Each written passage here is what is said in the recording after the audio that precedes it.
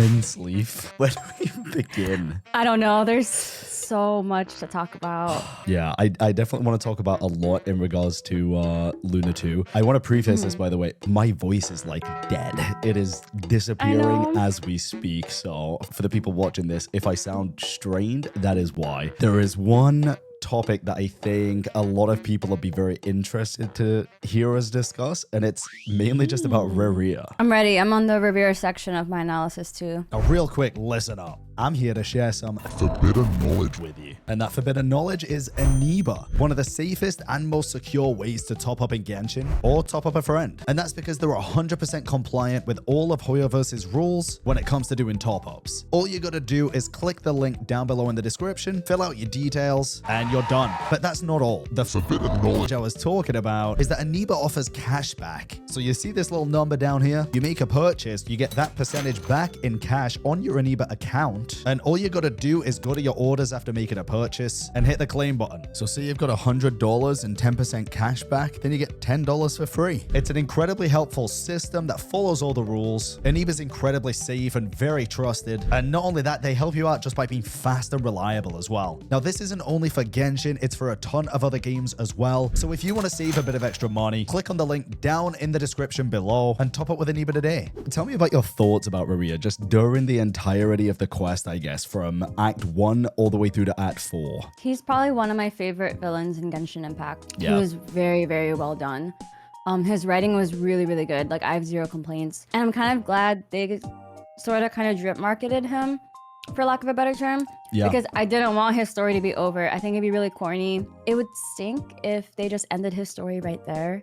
Yeah. And then we're like, oh, we just threw him into a moon portal and he'll come back like 3 years from now or something. That would stink. I kind of hope they conclude his story at Nodcry. But what do you think of him so far? I thought even from like Act 2, 3, he was an incredible villain. I think he's incredibly well written. Act 4 kind of threw me on a loop a little bit.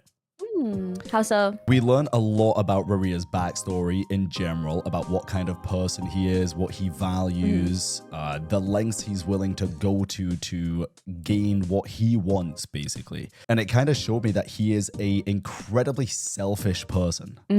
But, and this is something that I didn't really instantly understand during the quest, because I'm sure you're aware, as is everybody watching, when you're playing through a quest or any kind of story medium, whether it's a movie or something, you have kind of a gut reaction, a visceral reaction to what you're learning at the time. As I was going through Act 4, I was like, wow, this guy's a piece of shit. He loves what he's doing. He like, you know, he's reveling in this. He's just a terrible person through and through, but that makes him a great villain. And I don't think that was the case. I actually went back through my own VOD and through a couple of other people's and just the raw footage. And I kind of want to say I judged him too harshly, but at the same time, not really. I think I just got him a bit wrong. I think he didn't necessarily enjoy doing what he was doing. I don't think he wanted to like murder innocent children and families and stuff like that. But I still think he's a piece of shit for doing it, because he was doing everything for very selfish reasons. He's a very selfish man. But I think he did have a heart, which is weird. It's such an odd kind of paradox, or parallel at least. Like he was a very selfish, I don't even know the right word to describe it. I think he thought, like, I guess very self-righteous. I think he thought at a time that he was maybe doing the right thing. And then when he realized, like, as you noticed in the Arkham quest, when you played through, like, him going through the files, the ages of the people he was killing were getting lower and lower and lower. Yep. Right? The youngest was like a 6-year-old victim. And I think that's, and you can see him getting more solemn and solemn. Yeah. Because Nefer even says, like, as he's going through these files, she was like, oh, he looks way more like, what do you call it, depressed than the last time she kind of saw things through his eyes. Yeah. So I think, like, at least the way I interpreted it is, I think he thought he was doing things for a good reason. Maybe, we don't know, we don't have like hard confirmation of this, but the way I took it was that maybe he, at some point, maybe early on, he was taking out genuine threats to the kingdom. Like, I kind of saw him as like, oh, maybe he's like Homeland Security or like the CIA, where it's like they're tasked with getting rid of like threats to the country or something like that. Yeah. So maybe they were, because the Orlogs even says like, oh, we want the Crimson Dynasty to come back. So there are like conspirators, there are people who want to take down the Eclipse Dynasty in order to revive the Crimson Moon Dynasty. So maybe it started out as them like, oh, these are like genuine threats to the king and genuine threats to the kingdom, like they want to hurt our people.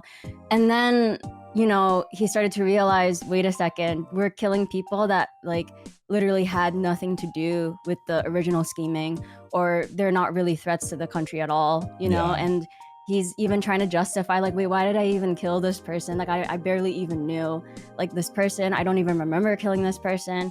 So you can really see like the conflict start to really affect him. So I think like maybe I agree with you. I think he had like his selfish reasons. Maybe he thought he was self-righteous. Maybe he thought he was doing the right thing, because he even tried to justify it like, oh, surely if my friends knew the reason why I was doing this, they'd agree with me. And then he later says, I was a fool to think that they would ever agree with like this reasoning, this line of reasoning. So I think like he eventually does like have remorse. It doesn't excuse like the things that he did, because what do you mean you're just killing children because someone told you to? You know what I mean? Yeah, absolutely. But it's kind of, you know, I think the point of that sequence was to show at some point he did kind of feel remorse for what he was doing, even though it was too late. It was way too late. Yeah. What do you think about him basically doing everything? At least the way that I saw it, I think it was under the guise that he was doing everything to better the world. But I think all he really wanted from it was him and Thelindis to be fine. Right, for him to have a good life for him and Thelindis, because she thought, like, I imagine that being an executioner for the king pays way better than just being a simple king's guard, right? Probably. Like, he kind of was letting Thelindis believe he was, for sure. Fun fact, this was one of my first long-form videos, was talking about how sus Conria was. Okay. And a lot of their ideology is kind of scary, and it parrots a lot of World War II, if you get my drift. Oh yeah. It actually parrots a lot of scary World War II ideology, if you get where I'm trying to insinuate. Yeah. So I imagine that propaganda goes really far. Oh, absolutely. Like, I imagine he was brainwashed. Sorry to tangent. I want to hear your thoughts on this. Okay, I know where you're going already, but go ahead. A lot of people are like, oh, you're a horrible person if you like Rerir as a character, but then you have Anakin Skywalker from Star Wars who essentially did the same thing, if not worse, than Rerir.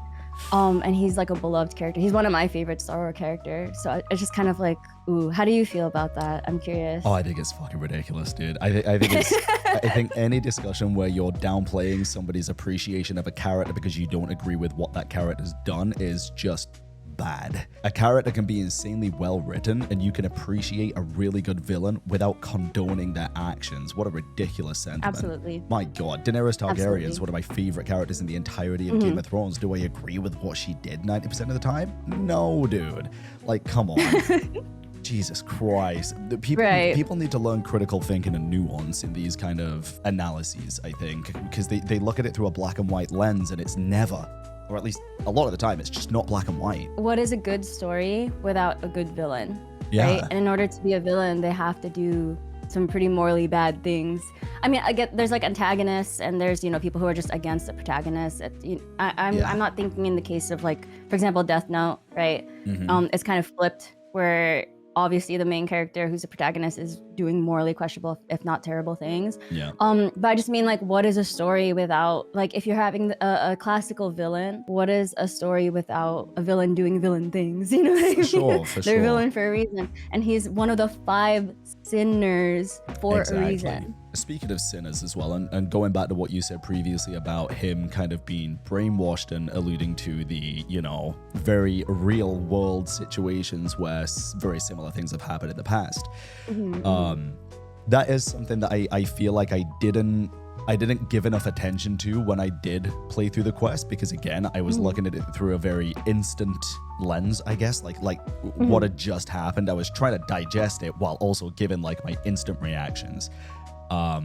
And you're right. I think the real villain in this whole situation is not even Rerir. He is a villain, but the true villain is King Ermin by far. Right. My God, that dude is pure evil. Pure evil. And yes, I think you're right. I think he along with the other rulers, but mainly him, definitely has a lot of influence over the sinners and other people, to a point where they probably are pretty brainwashed and led to believe that, you know, they're doing the right thing when they're obviously not, right? Like anyone with a brain can understand that this is not the right thing. It's not the way to do things to get to the end goal of, you know, nation prosperity.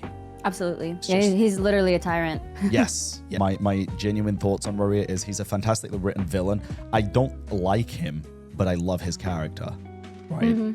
Yeah. I think he's had a huge impact on the story so far. And I think you're right. I think sealing him away in what I assume is through the moon gate, right?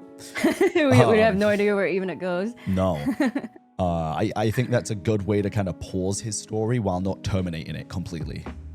Right. I think it's a great because way he to can't, do it. you know, they have other mysteries to figure out. They need him to be in one spot so he's not being a menace. Yep. What do you think of the overall quest, man, for Act 3 and Act 4?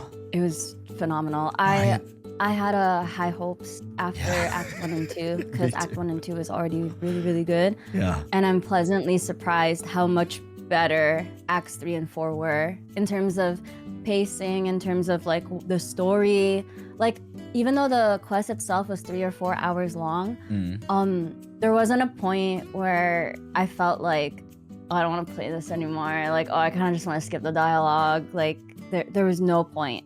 It was kind of like I was sucked in the whole time. Where I felt like the pacing was a little weird, and tell me if you agree, was during the Nefer segment, like delving into her past or whatever. That's where I felt like, okay, they're just kind of throwing in her story quest or whatever in the main quest. But I enjoyed her backstory and the callback to the Sumeru legends about King Deshret and his retainers. Oh, the dude, things. 100%. That was sick. Deshret is my favorite Genshin character. Nice. Period. Like, any information about Deshret is always good for me. I love that. So this is a treat for you, for sure. It was, but I still agree with you. I feel like the way that they handled it was nowhere near as good as Act 1, 2, and 3 for integrating the character quote-unquote story quest in with the main quest. I felt like it missed the mark.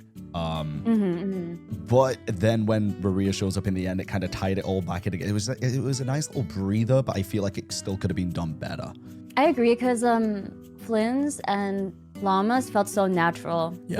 Like, it was like how we understand the backstory of Nodchrist if we spend some time with the Frostman Scions. And you learn so much, like the lore payoff of that one act alone was already really good. That it didn't even feel like we wasted any time. And then Flynn's introduction into the story felt so natural too. Oh, it was like, oh yeah, it makes sense that, you know, that he's being accused of a crime, and it leads into this bigger thing around Rerir.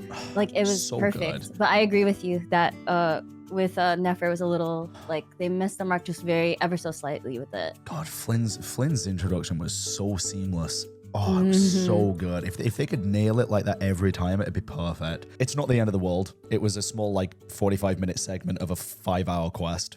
It is what it is.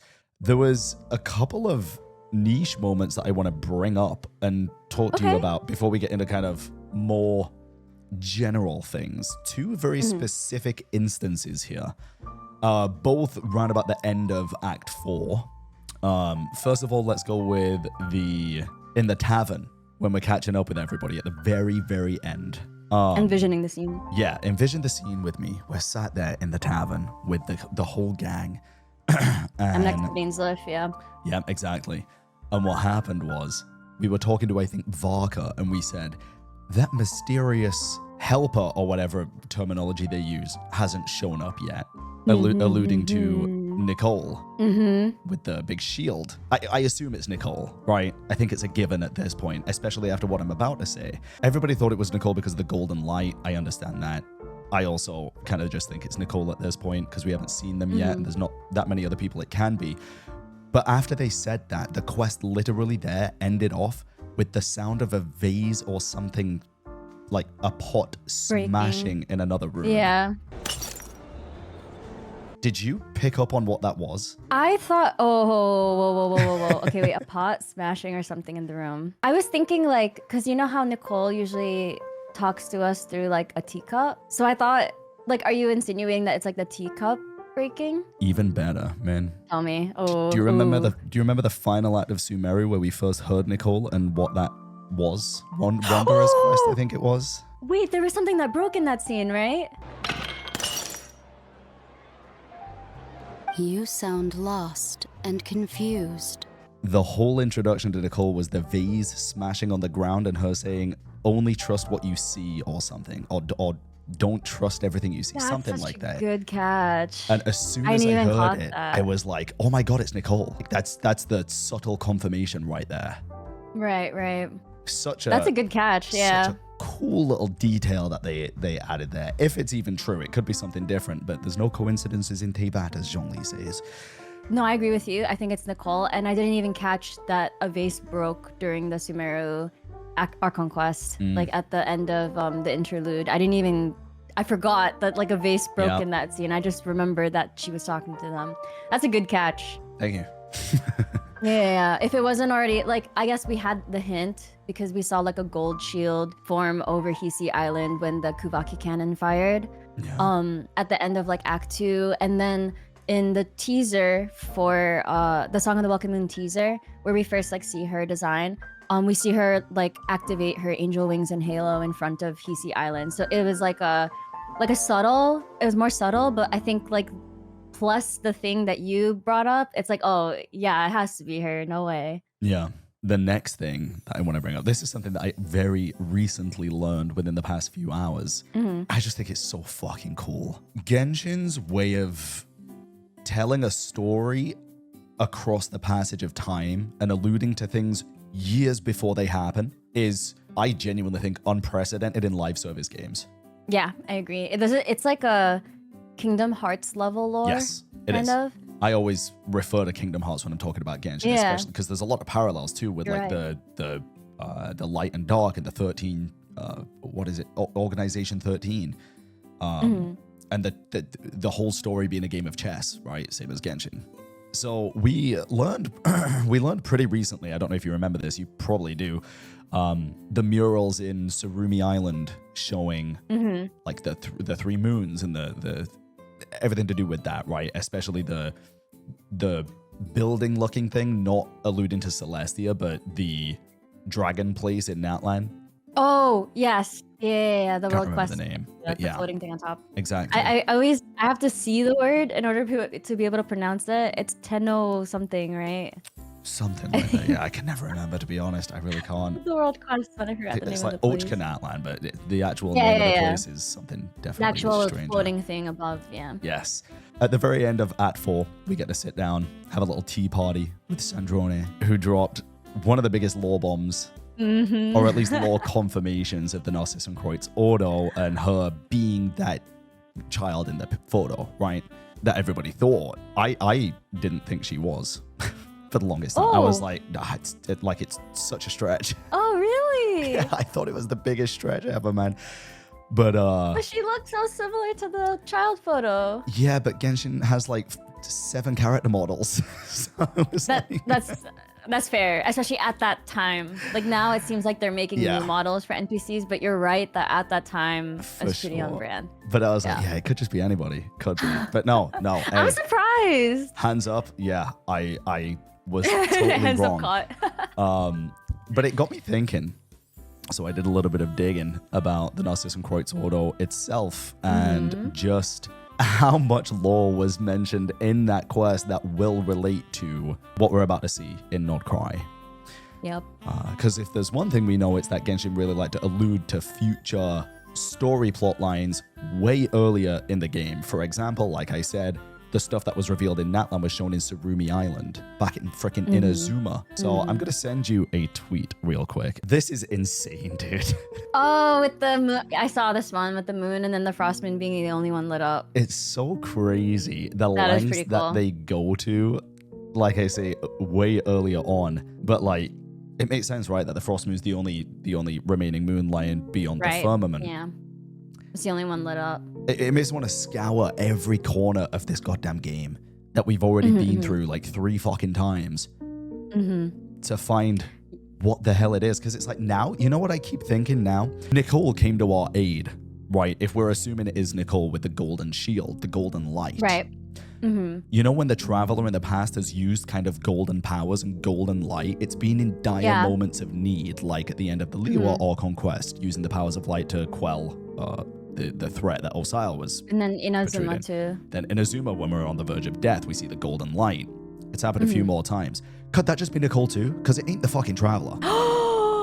Whoa. Okay, wait, you're blowing my mind a second with that. I have an insane theory. Say that one more time. I was thinking, has she just always been watching like Alice? Has the Hexen Circle always had our backs? Is that why we've made it this far? I mean, the Hexen Circle has been known to do that. They are observers and ley line explorers, you know, sitting in the sky with their little tea party, looking down at the people. Oh, look at that.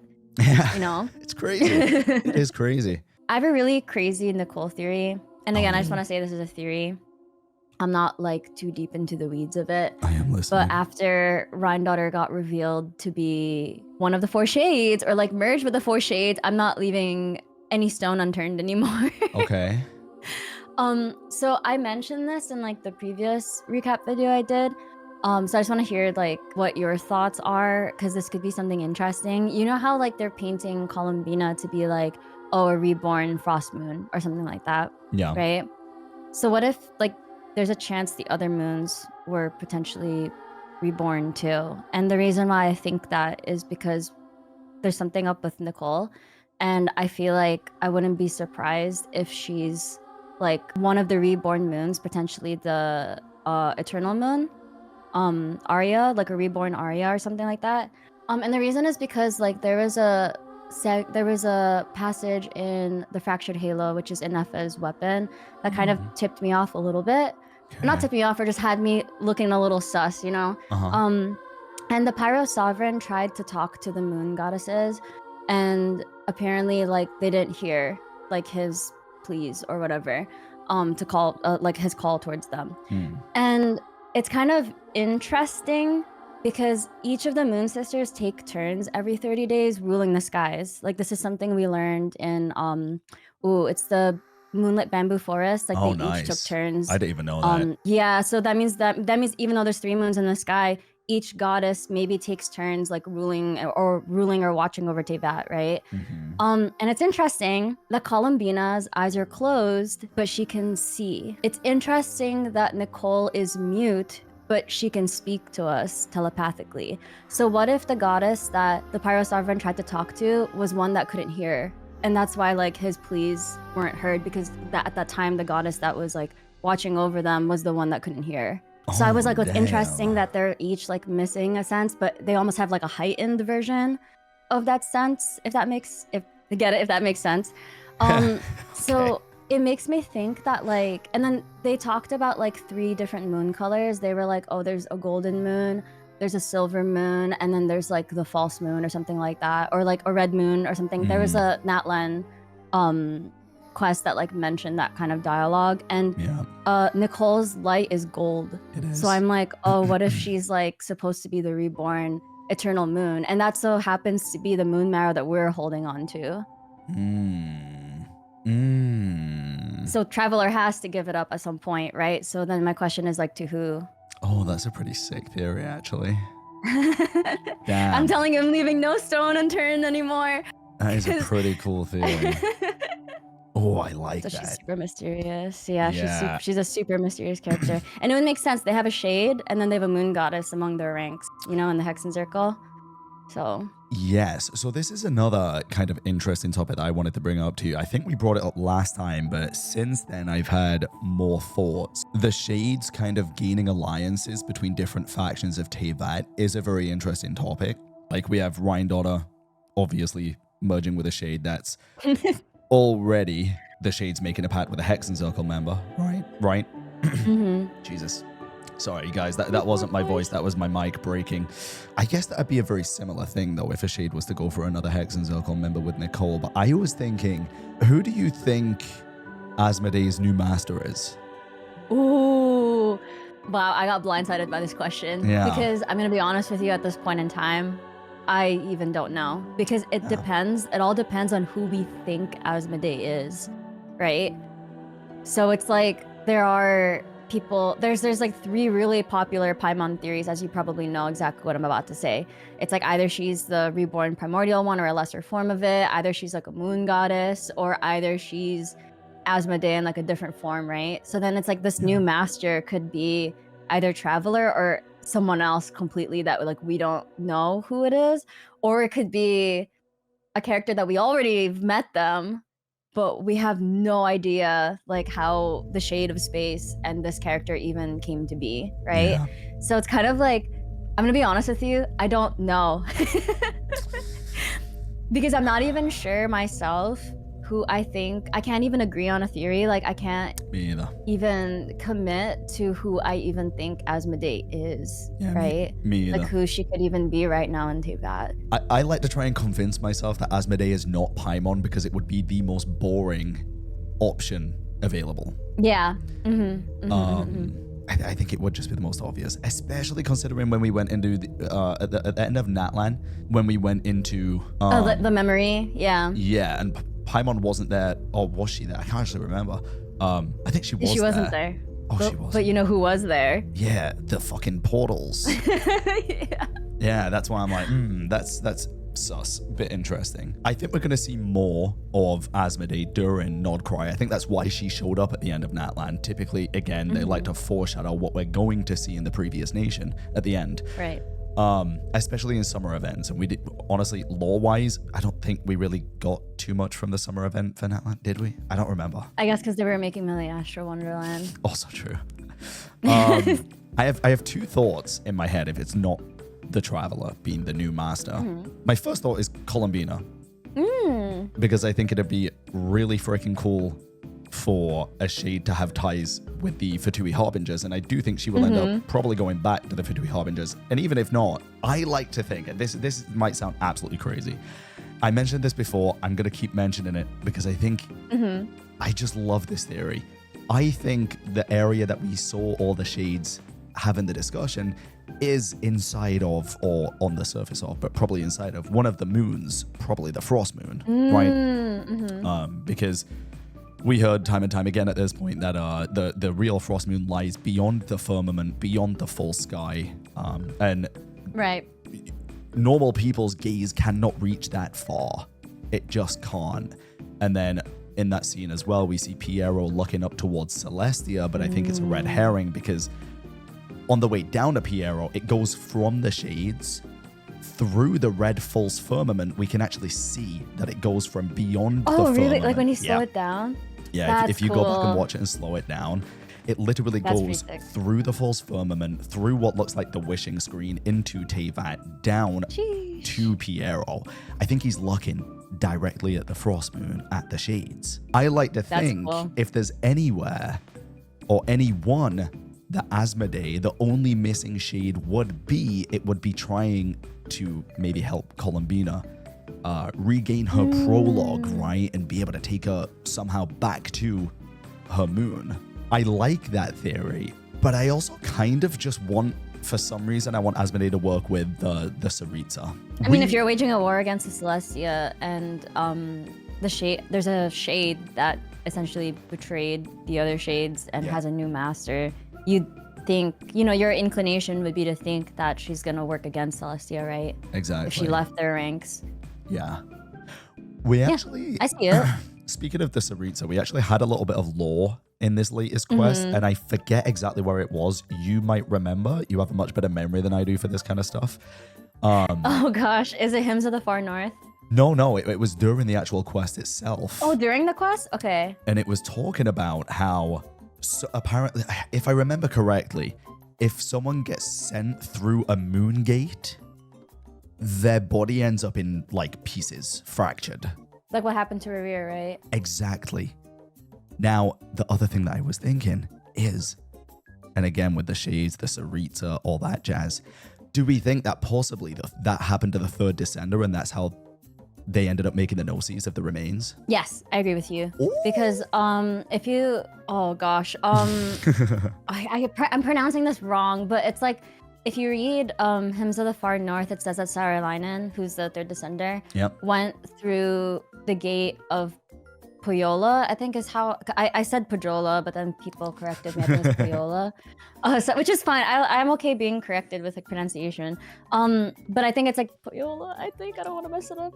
But when I looked up what that was in Finnish mythology, it's basically the barrier between or like the in between life and death realm, like realms of life, realms of death, like whatever. limbo. So yeah, it's like a passageway, a gate, essentially, right? And I think they even alluded in a previous quest that they said Rerir's body was torn apart by the powers of like time and space or whatever. Yeah. And we know that the shades were wreaking havoc in Conria at that time. So I wouldn't be surprised if like that's how they tried to destroy like some of the five sinners, was probably because he says Vedderfolnir, he says Rhine-daughter, and then he says the Lindis, right? Yes, exactly. So I'm like, I wouldn't be surprised if they use that power to tear them apart, because Vedderfolnir himself is in a different quote unquote body, like he's a giant purple crystal. Yeah. Rhine-daughter had to merge with Nibirius, and then they found the heart of Nibirius in a domain, meaning that something probably happened to Nibirius either during the cataclysm when the shades were wreaking havoc on them in order for her heart to be separated from her. Yeah. And maybe it was kind of like a symbiotic relationship, like Rhine-daughter and Nibirius had to merge with each other in order to keep each other alive, because maybe Rhine-daughter got torn apart by the same power that tore Rerir apart. And I'm thinking that's probably why, you know, he yelled all three names, because the Lindis went to the Moon Gate, Vedderfolnir could have, like that's probably what they used to destroy him. Maybe, and then he also yells Rhine-daughter, and that could be the, you know, the people that I'm curious, got torn apart by the same force. And that could be how, like, back to what you said, that could be how Saralainen also got torn apart. And maybe that's how, now that Saralainen is in fragments, it was probably easy peasy for the Heavenly Principles to turn Saralainen into the Gnosis, right? But I want to make it clear, the Heavenly Principles, it is stated that the Heavenly Principles did kill Saralainen, so. Oh my god, wait, I think I'm cooking. Whoa.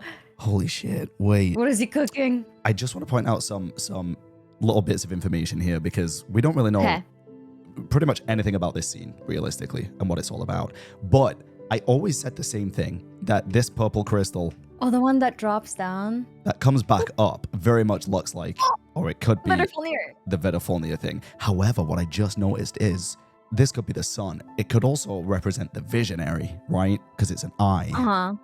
Or it looks like an eye. So if the visionary falls into the celestial gate, or the moon gate, and comes back out as the thing, then it makes a bit of sense. But I just noticed one more thing when rewatching this back. Is this not just the Wild Hunt Rerir arms? It does look like, whoa. Okay, but you're blowing my mind right now. Hold on. And does this not? It literally does look like his arms. And this, which I am currently insinuating as possibly a moon gate, does this not just look like the exact like moon references that we see on all of the symbolism that we see? Conria was also really close to Sumeru, and then there's like the sign of Apausha, which is where like is that where like the abyss? Is that where like the abyss tried to leak in to Sumeru, right? Like the reflection in the sky, the sign of Apausha. Yeah. Oh my goodness, that's a good find. It literally looks like the Rerir arms. That's scary. That's actually really scary. Yeah, it is weird. But then, like I say as well, like when it comes back up, I know these are bubbles. These aren't moons per se. But this, the actual circle, the outline of the circle looks like the moons. There's a crescent. Yeah, I can see it. Where you could see like a crescent, a full moon, and... Oh, this is scary. And then I guess this kind of looks like a clock, right? Like time. I don't know. I'm just picking up random details now. Time, which I guess, life. Wait, doesn't that also make sense though? Because wasn't the Eternal Oasis Easteros doing? So could this be referencing that? Because it goes into the Eternal Paradise, like it cleanses the Rerir stuff and creates. Oh, so interesting. Scary. What the hell? I'm terrified right now. I'm telling you, man. Yeah, because like stuff I'm sure is so important. They tried to do whatever they could to purify the land after the cataclysm. So yeah, I'm scared. Sure. I'm scared that you found that, but that was a really good find. Cool. This is what happens when you have a fixation on certain Genshin characters, like yours with Deshret. You go back to their cutscenes and notice little things later on. Oh, dude, the amount of times I've watched that specific Deshret cutscene is absolutely crazy. Absolutely crazy. I'm with you. Jesus. That's me with every single dance. No, I'm joking. I mean, not joking. No, you're not. Yeah, was there anything in particular that you wanted to bring up as well for this, the Act 3 and Act 4 discussion? Or Yeah, I want to hear your thoughts on this. I'm gonna mention this in my video as well, but I did want to hear like your thoughts on this. Do you think Dainsleif knew what Rerir was doing? Because there was a bunch of people. I saw some tweets going like, "Oh, Dainsleif is a horrible human being too," because he was basically endorsing, like, the things that Rerir was doing, or he knew, like he corroborated it, whatever. So, what is your opinion on that? The thing is, when I played the quest, I was convinced that he did not know. The thing that I struggle with is his brother, who he was super close with, was literally the visionary. So he knew. Would he have just not mentioned it today? I don't know. It's really tough because we've only just been introduced to Ved, and we don't know the intricacies of their relationship. No matter what, I don't think Dane is innocent, like 100%. But do I think he knew the extent as to what Rerir was doing? No. I don't think he knew for sure. I think deep in his heart he probably knew. He just didn't have confirmation. I think he wouldn't have wanted to believe it, so he tried to convince himself that he didn't know. But I think he did. So you think he knew about the genocides? It's so hard to tell. It's genuinely so hard to tell. I struggle to even say yes or no to that question. I feel like we don't. The issue is I feel like we don't have all the relevant information to be able to make a definite answer, but I don't think we're gonna get it either. That's fair, yeah. What do you think? I'm curious. So, a couple points that I noticed, especially like upon second playthrough, is that Dainsleif likens Rerir's job to Nefer's, right? He thinks that he's like an intelligence officer for the king. And intelligence officers are the ones tasked with gathering information. They don't necessarily like do anything about it. Whereas like in Nefer's case, we know that she sometimes will do missions on her own, whatever, right? Yeah. But usually she hires people like Yehoda to do the tasks or whatever. So I think it was pretty like, it was way more evident to me upon second like watch or second playthrough that that's the extent that Dainsleif knew, was that Rerir was just an intelligence officer. Because Rerir tries to justify what he's doing by saying like, oh, surely if my friends knew the truth, they would support me too. And then he later even says like, I was a fool to think that they would ever agree with like what I was doing, which tells me immediately that Dainsleif had no idea. And I don't think anyone else besides Vedderfalnir had any idea like what he was actually doing. Not that they were like, I'm sure the sinners were also doing their own nefarious things, like of course Rhine-daughter, right? I mean, for sure, yeah. They all but everybody betrayed Dane as well. Which is why he became such a bitter person. Because he even says to Nefer, like, it was or Columbine, I think he has a heart-to-heart conversation with someone where he goes like, you know, even the person that I was trying to save, like my own brother, betrayed me. Meaning that Dainsleif had no idea. Like they were gonna become the five sinners. They were gonna partake of like abyssal power. So it just sounded like he had no idea. Yeah. Well, and the whole point of that quest was to show how many secrets everyone was hiding from each other. Like Rerir was hiding all of this from someone that, you know, was his girlfriend, was the love of his life. And she also had her own secrets as well. But he was hiding all of that from her. Yeah. And people were trying to counter me by going like, oh, you think like King Irmin would hide like all these nefarious things from like his highest ranking soldier, like Dainsleif. And I'm like, absolutely. Do you see the kind of person that King Irmin is? He's an asshole. Yeah, trying to justify King Irmin is like fucking justifying wasps. It doesn't work. And the moment that like the moment that Dainsleif saw King Irmin like stepped out of line, and it was very clear that he did by like gouging out his own brother's eyes, he immediately like rescues his brother. And then Rhine-daughter even insinuates, she was like, oh, you've been planning this for a while, haven't you? Which means that Dainsleif already was having his own moral doubts about like, this is kind of weird. Like that's kind of not what a king should do, X, Y, Z, even before his brother's eyes got gouged out, right? Yeah. So it's like, if you have this idealistic, bright-eyed soldier who's like a model Conrian citizen, right? Like if he's like a, you know, he loves playing the hero, he wants to be a hero. At least that's how they painted Dane's like old character, like how he was before the Cataclysm, right? Like he's a hotshot Kingsguard, but he's like the highest ranking, right? Yeah. if he's like this bright-eyed soldier, wants to do good, believes in the good of the country, why would you tell him that you're like planning to do a genocide? Of course he's gonna turn on you. He's an idealistic boy, right? Like he wants to do the right thing. Exactly. And the moment you tell him that you want to commit genocide, he'll probably turn on you, which he did. You know, even without knowing the genocide stuff, he already was planning to go against the king a long time ago. And this is what a lot of people had an issue with, because people think, and again, this could be the case, people think he knew about the genocide, and the only reason that he went against King Ermin is because they got Vedafalnia. His brother. When in reality, Rheindotter was like, oh, you've been planning this, like, to commit treason for a while already. Exactly. And it was just tonight you finally had a reason to, you know, you have a cover to enact it, you know? But that's the thing and as he was well, like, right? It's like, if he didn't know about the genocides and it took for his own flesh and blood to be, you know, damaged, then that would be bad. Then it's still bad. He's still complacent in the situation. But if you're right and he didn't know about it, then I think it does change things entirely. I think he definitely wasn't aware of the sinners and the abyss and that situation at all. I don't think he was aware that any of them were going to become sinners. But the topic of like knowing that Rerir was doing all that fucked up shit, I think I'm still kind of on the fence. I would love to believe that he had literally no idea at all. But to know that, again, I feel like we need to know the intricacies of Dainsleif and Vedafalnia's like familial like bond relationship and relationship. Also, yeah, because if they kept things from each other or just weren't that close, that's one thing.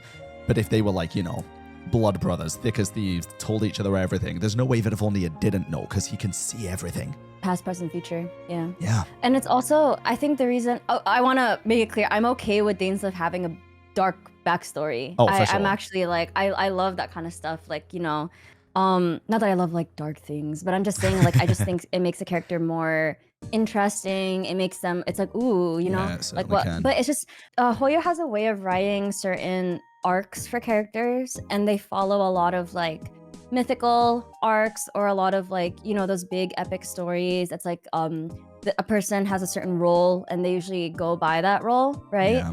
So the reason why I'm like, in this case, I'm like, it seems like Dainsleif kind of, because his story kind of, you go from someone who loves his country, wants to believe in the good of it, to everyone around him betrayed him. And then he finds out all this nefarious stuff that the nation he loved was actually doing. And it's like, I think like that kind of character arc justifies the character, like him turning from the character he was to the character he is now. Like how hardened he is, how he like doesn't trust anyone anymore. He like doesn't want to talk to people anymore. He even says he doesn't really have happy memories about Conneria before. But when you look into his past, you're like, oh, this was a happy boy, you know? Yeah. So it's just like that dramatic of a character switch is like, yeah, I could see that. It's like this, everything you knew was a lie. Like you thought Conneria was the good people. Like, no, like they made field tillers because they were planning on like conquering other nations, right? They call it like the land is not to be tilled. With like, yeah, he was like, it has to be tilled with like blood and steel, which is, again, it calls back to World War II, really messed up really ideology. Bad. It's actually almost a direct quote of something that was said during that time, or ideology that was used to justify things that happened during that time. Yeah. So it's like, imagine you loved your country, but then you found out all of this stuff on top of like the people that you trusted the most, turning their back on you. Like, yeah, I would understand why Dainsleif became Dainsleif, you know? Yeah. I have a fear of where the story might go, but I hope that's not what actually happens. Wait, go on. So you know how all the story quests so far have been, you know, really well integrated into the next, like, the Arkham quest as a whole, yes. Right? And the next character coming out is Durin. Yes. Do you kind of see where I'm going a little bit with this? Kind of, but not really.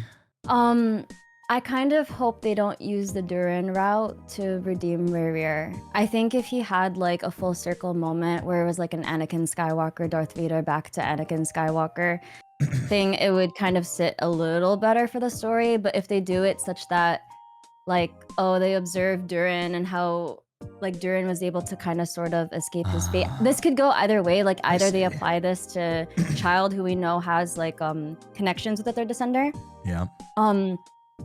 or they do it with Rerir, where it's like, oh, how do you save someone from the fate that's been like inscripted upon them, right? Or like predetermined for them. And one way is like to observe Durin, right? Because of his story. Because Durin's namesake was the Cataclysm Durin that Daughter created. And then our quote unquote mini Durin kind of merged with that Durin. But he also faced the same fate that Durin did. This is so confusing. That Cataclysm Durin did in Simulanka. Like, he was also mistreated by the people of Simulanka for a time. Yeah. Because they like misunderstood him. So I don't know. My fear is that the story is gonna go like that's how they're gonna. I hope it doesn't happen. Like, that's how they're gonna try to quote unquote redeem Rerir, where it's like you gotta get like a Simulanka Rerir, and then that's the version that becomes playable. I hope that's not what happens. No. I'd much rather prefer like the Anakin Skywalker redemption story if they are going to redeem Rerir. I don't think he needs to be redeemed though. No, but me either. that's just if. I think Durin's and Albedo's, I guess, resemblance in the main story is going to be something totally not to do with Rerir. I think Rerir's arc is put on hold for now. So I have a feeling next Archon quest, next Lunar quest, whatever you want to call it, is going to be something entirely new for Nod Bring Cry. child back. I actually think it's going to be Alice. Alice? Yeah, that'd be great. Yeah, because It'd I be think so good if it was Alice. we've already seen that Alice is going to be a part of it. Nicole is like on the horizon, clearly. And with Durin being a creation. That you think she's trying to see? Who's the friend that I think Alice is trying to see? Yeah. Dory. Oh yeah, that's a good point. She's her supplier. And she saved us, right? I Yeah, think she she's did. probably already seen her in regards to that conversation. But yeah, I think it's a really good way to integrate Durin into the main quest by having, you know, a Hex and Circle witch that was very close with Daughter, Alice, go to meet him and Albedo. I think it'd be really cool. And I don't expect us to see Daughter. So Alice is like the next best thing, along with Nicole. Nicole model soon would be pretty cool. Not Nicole model, sorry. Alice, both models would be really cool to see very soon. Well, I just want my I confirmation that Nicole's got fucking crystal fly shit. Oh yeah, your crystal fly theory. I just want some confirmation. That would man. be really cool. Damn, we just we did the same fucking thing last time, man. We just yapped for so long about this shit. Jesus Christ. True. If there's anything for the YouTube watchers, leave a comment if you want to see us discuss anything in particular. And I'm sure we'd probably find the time to do it at some point.